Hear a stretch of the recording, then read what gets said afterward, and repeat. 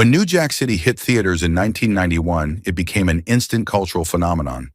With its raw portrayal of crime power and loyalty and unforgettable performances from Wesley Snipes' Ice-T and a talented supporting cast, the film left a permanent mark on the world of cinema.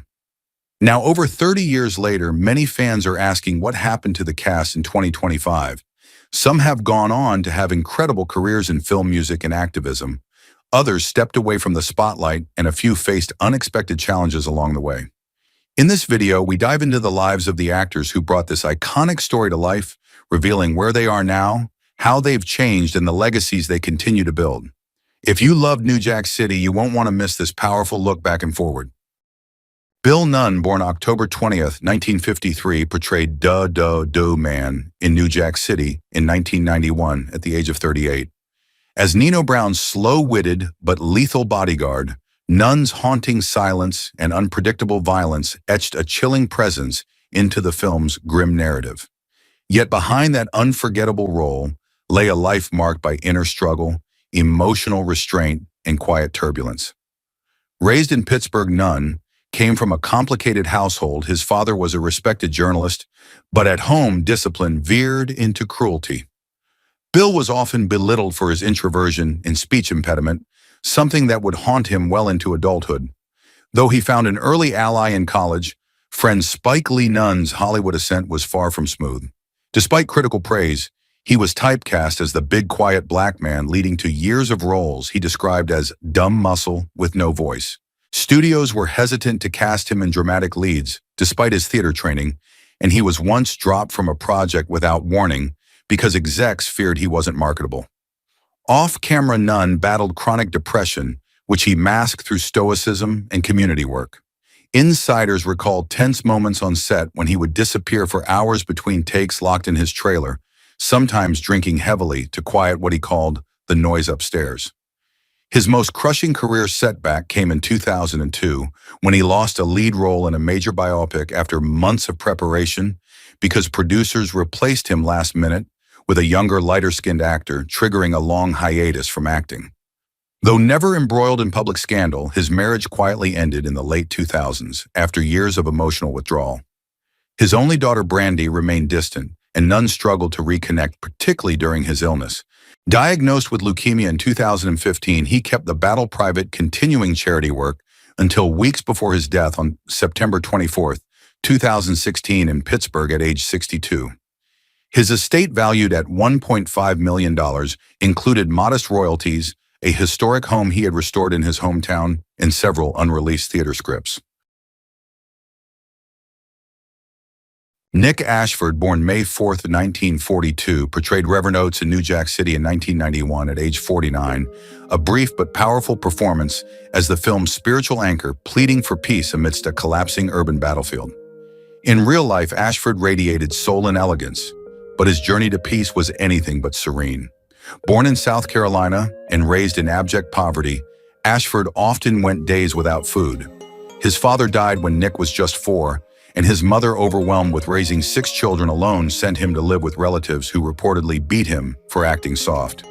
That emotional wound shaped both his vulnerability and his artistic voice. Moving to Harlem in the 1960s, Ashford met Valerie Simpson, his creative and life partner.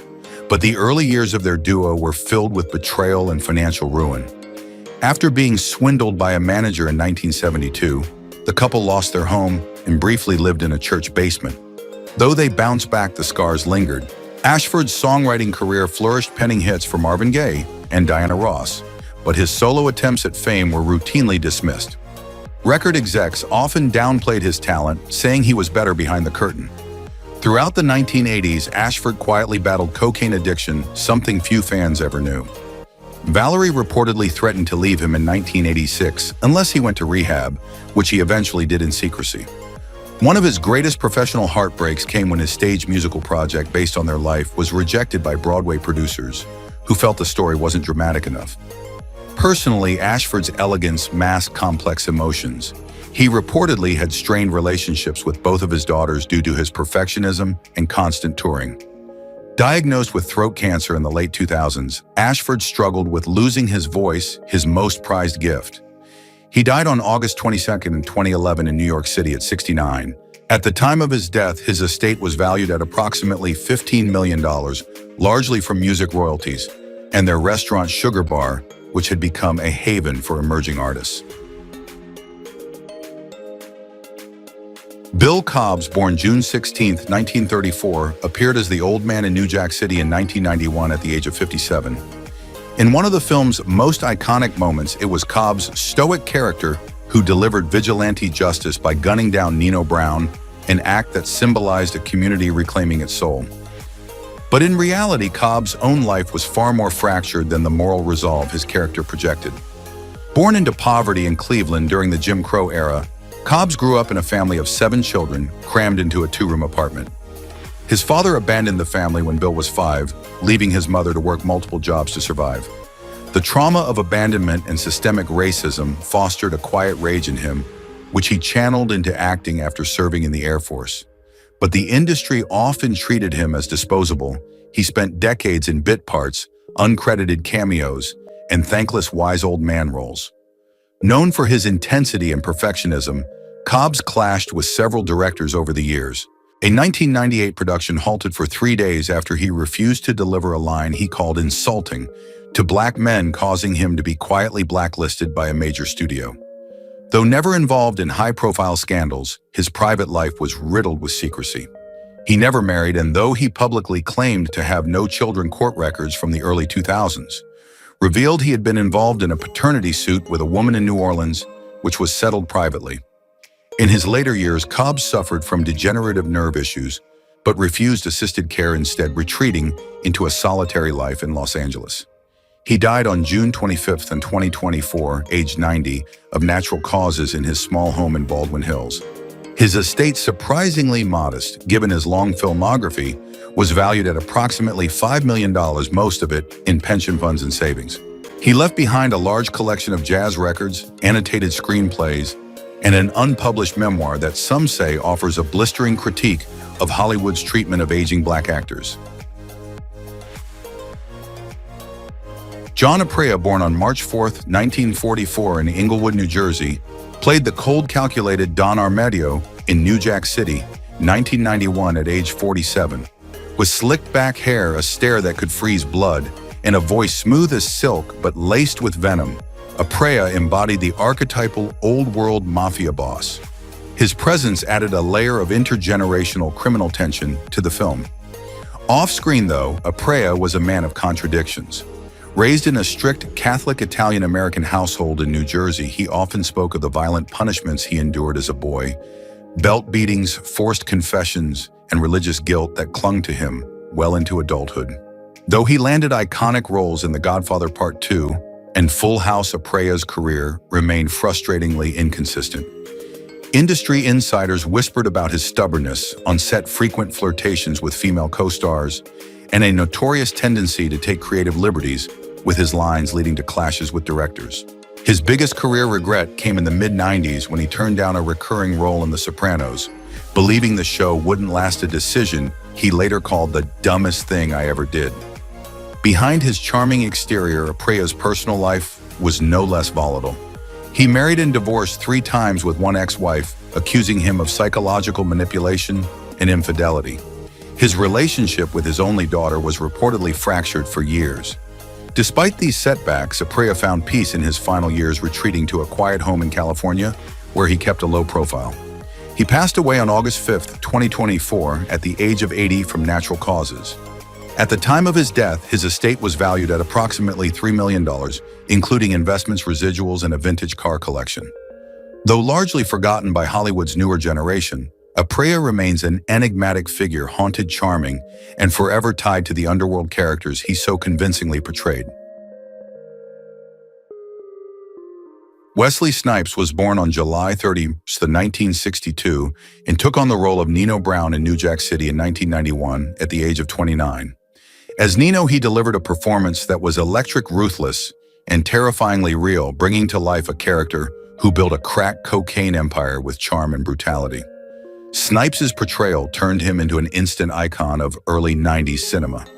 But behind the rising star was a man carrying the weight of deep personal and financial chaos. Raised in the South Bronx by a single mother, Snipes endured a turbulent childhood, marked by poverty, street violence, and a constant need to prove himself. He rarely spoke about the years he bounced between unstable homes and was bullied for being short and quiet. That anger, channeled into martial arts and acting, became his armor. Yet Hollywood success brought new demons. In the 2000s, he fell hard embroiled in one of the most infamous celebrity tax cases in U.S. history. After years of ignoring IRS warnings, Snipes was convicted of 3 misdemeanor counts of willful failure to file federal income tax returns and served nearly 3 years in federal prison, beginning in 2010. Behind bars, he was reportedly arrogant, isolated, and difficult, once refusing group therapy because he wasn't like the others. His reputation as difficult to work with had already been growing, with directors labeling him as intense and paranoid. A major career disaster occurred during the filming of Blade Trinity, where Snipes reportedly refused to leave his trailer, communicated with the director via post-it notes, and nearly derailed production. Personally, Snipes has kept most of his relationships private, but insiders speak of turbulent romances, children with strained ties, and a pattern of emotional detachment. He now lives a quieter life, still acting, but far from his peak. At 63, Snipes is worth around $10 million, owning modest properties and investments. But many say he never truly recovered from the fall that once made him Hollywood's cautionary tale of talent, undone by ego and evasion. Jake LaMotta, born July 10th of 1922 in New York City, made a fleeting cameo in New Jack City, 1991 at age 69, appearing as a grizzled gangster at the bar, a ghost of the past perfectly mirroring his real-life descent from boxing legend to Hollywood oddity. Known as the Bronx Bull, LaMotta was infamous not just for his ferocity in the ring, but for the chaos he unleashed outside of it. His childhood was hellish, beaten by his father, pushed into street fights for money, and scarred by constant hunger and crime. Fame didn't purify him, it amplified the darkness. LaMotta admitted to beating his wives, cheating compulsively, and even rigging fights for the mafia early in his career.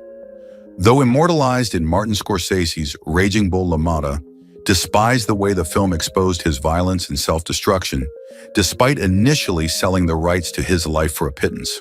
In Hollywood, he became a curiosity, a washed-up bruiser telling war stories in smoky clubs, scraping together a second career as a mediocre stand-up comic and forgettable supporting actor. LaMotta's biggest professional disgrace came not in the ring, but when he was arrested in the 1950s for allegedly allowing underage girls to work in his nightclub, a scandal that lingered, though he was later acquitted. His personal life was no calmer: 6 marriages, 1 child who died tragically in a plane crash, and estranged relationships with most of his surviving children. In his later years, LaMotta was reportedly bitter broke and suffering from dementia. He died on September 19, 2017 from pneumonia complications at the age of 95. At the time of his death, his net worth was around $1 million, composed mainly of modest property and licensing fees. While his name remains legendary in boxing in Hollywood, he was a living relic, admired for his past but ultimately consumed by it. Ice-T, born Tracy Lauren Marrow on February 16, 1958, was 33 when he portrayed Detective Scotty Appleton in New Jack City, a role that mirrored his own life story more closely than audiences realize. As Appleton, he brought a gritty, haunted realism to the screen, a man hardened by the streets, driven by personal loss, and constantly walking the line between justice and vengeance. That authenticity came from his real-life experience as a hustler and gang-affiliated teen on the streets of Los Angeles. Ice-T's early years were brutal. After losing both parents by age 13, he was shuffled between relatives, forced to fend for himself, and eventually joined the Crips. He survived through petty theft and pimping, using music as his only escape. His controversial 1992 song, Cop Killer, sparked national outrage and drew condemnation from the highest levels of government, including President George H.W. Bush. The fallout was brutal. He lost his record deal with Warner Brothers and became the face of violent rap for conservative America. Yet Ice-T, ever defiant, used that infamy to pivot into television, landing a permanent role on Law & Order SVU in 2000, a poetic irony considering his earlier anti-police image.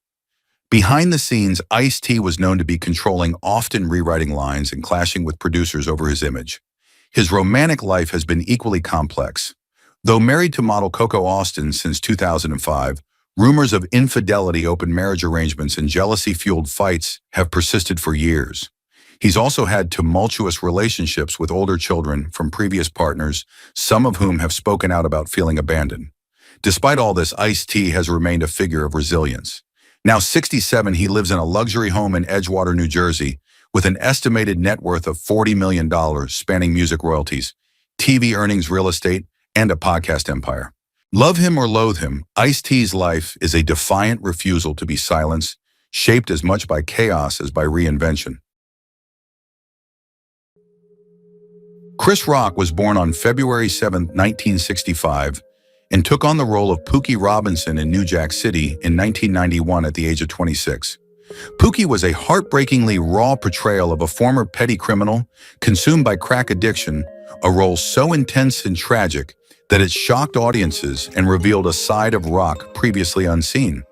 Though known for comedy, he vanished into Pookie's chaos, giving a performance that still haunts viewers.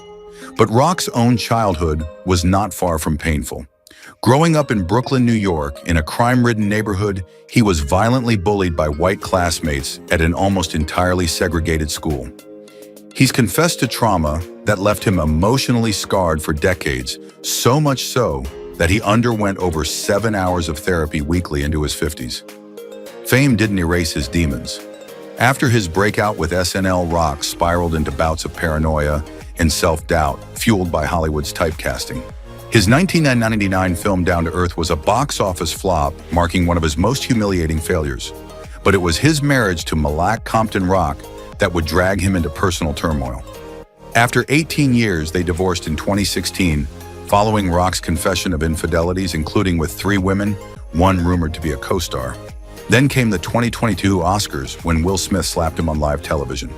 While the world gawked, insiders noted Rock's stoic silence masked a renewed mental collapse.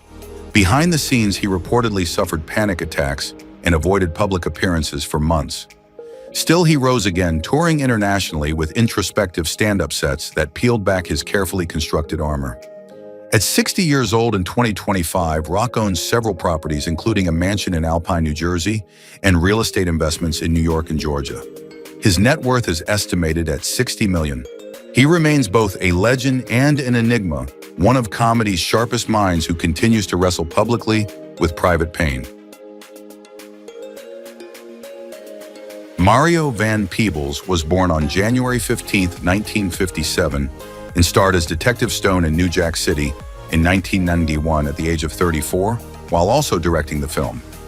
Detective Stone was the moral pulse of the movie, calculating, strategic, and unwilling to compromise in his mission to dismantle the drug empire.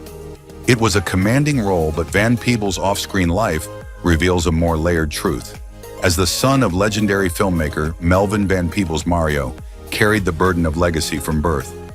He grew up bouncing between Europe and the US, raised in a household that was both artistically rich and emotionally erratic. While his early career seemed promising, Mario quickly found himself pigeonholed as a black indie darling and faced institutional resistance in Hollywood.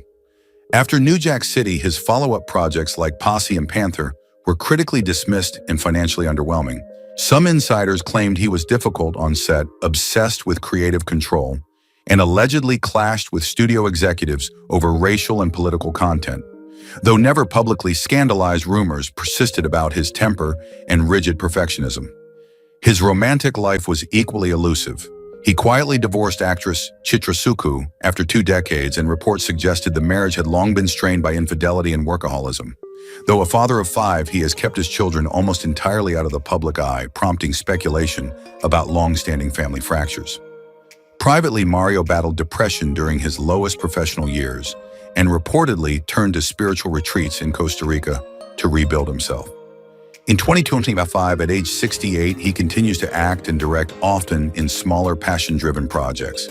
He owns several properties, including a Malibu residence and a ranch in Oregon. His net worth is estimated at $12 million, though sources suggest his true wealth lies more in intellectual property and residual rights than liquid assets. Van Peebles remains a Hollywood survivor, a man both shaped and bruised by his own brilliance. Russell Wong, born on March 1, 1963 in Troy, New York, appeared in New Jack City in 1991 as Park at the age of 28. Though a minor figure in the movie's ruthless criminal, Webb Park left a sharp impression, reserved, calculating, and coldly efficient.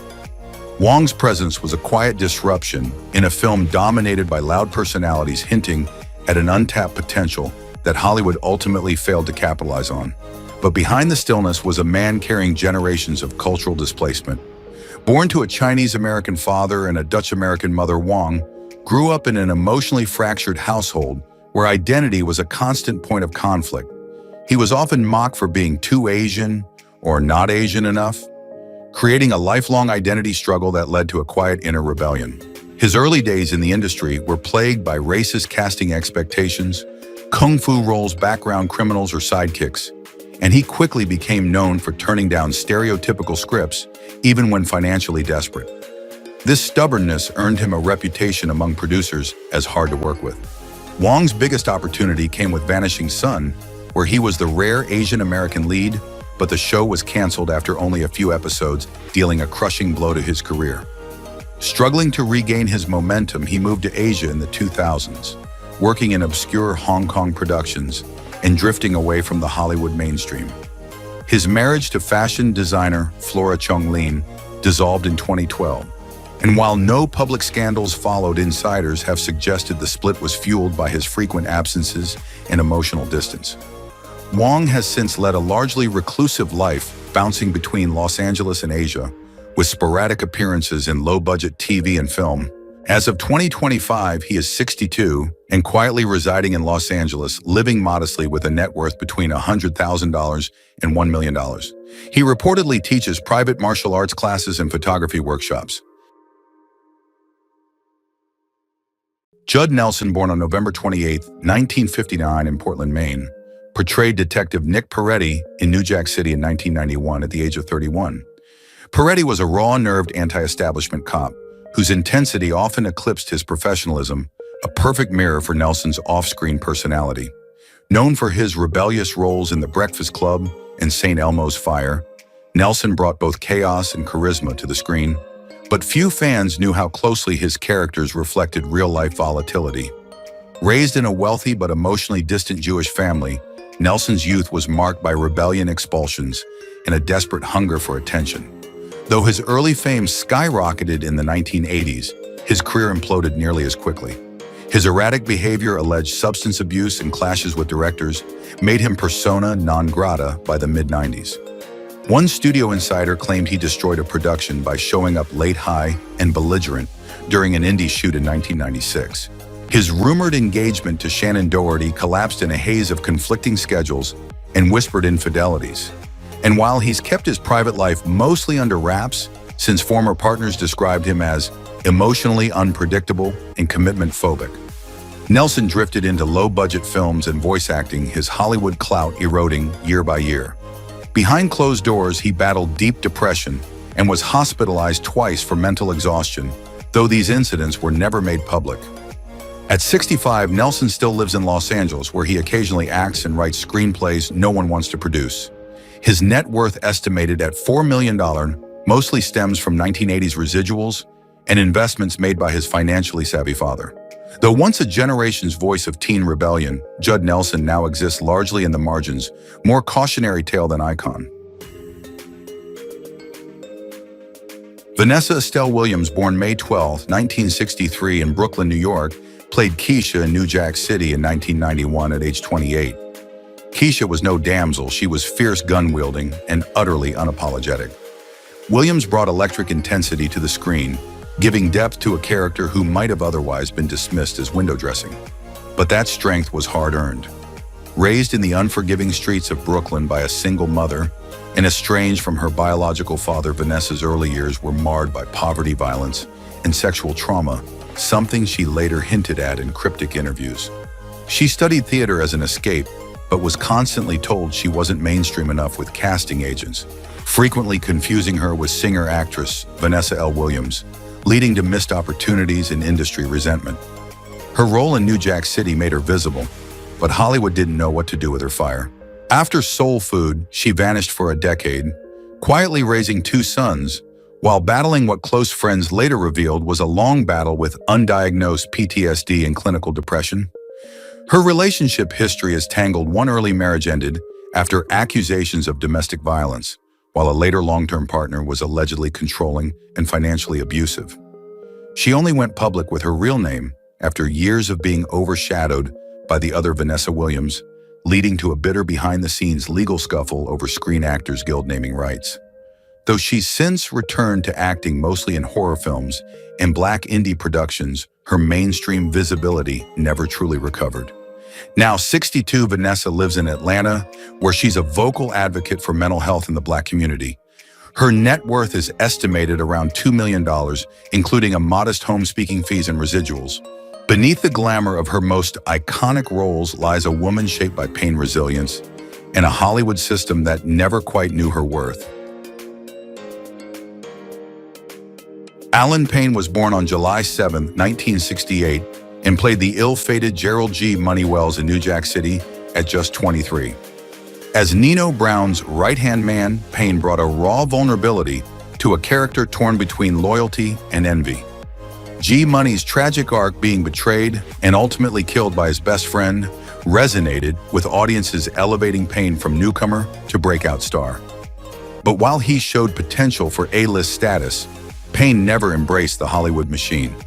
Born into a struggling family in Harlem, he grew up in public housing, surrounded by crime, drugs, and generational poverty. His father was absent for much of his youth, and Payne often said his mother's strict faith-driven discipline saved him from the streets.